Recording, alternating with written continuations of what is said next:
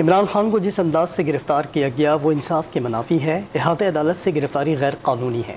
Supreme court نے P T I chairman Imran Khan کی گرفتاری کیس کا تحریری حکم نامہ جاری کر دیا۔ واضح کیا ہے کہ یہ حکم نیب کی القادر یونیورسٹی کیس تحقیقات پر اثر انداز نہیں ہوگا۔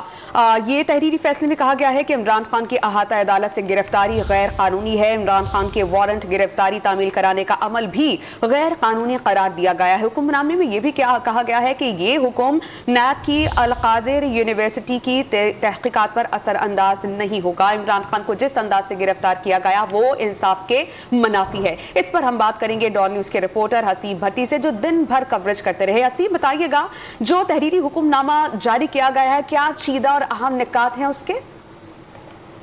دیکھیے، اس میں جو سب سے بڑا اہم نقطہ یہ ہے کہ القادر یونیورسٹی کی جو نیب کی تحقیقات ہیں وہ اسی طرح ہی جاری رہیں گی۔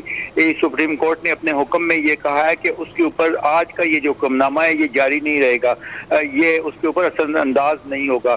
اور کل جب تک یہ حکم نامہ جو ہے وہ کل تک، یعنی جس وقت تک اسلام آباد ہائی کورٹ میں پیش نہیں ہوتے عمران خان، اس وقت تک قابل عمل رہے گا۔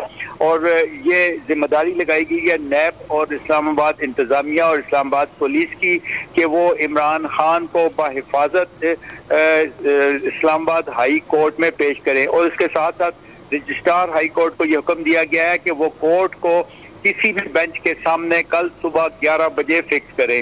اس کے ساتھ ساتھ یہ بھی کہا ہے کہ نیب کا عمران خان کو گرفتار کرنا بنیادی آئینی حقوق کی خلاف ورزی تھی۔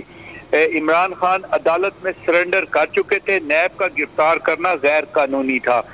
یہ آج کا حکم نامہ 3 صفحات پر مشتمل ہے اور تینوں ججز کے اس کے اوپر دستخط ہے جو جاری کر دیا گیا ہے۔ جی حسیب بھٹی، بہت شکریہ، آپ نے ہمیں اپڈیٹ کیا۔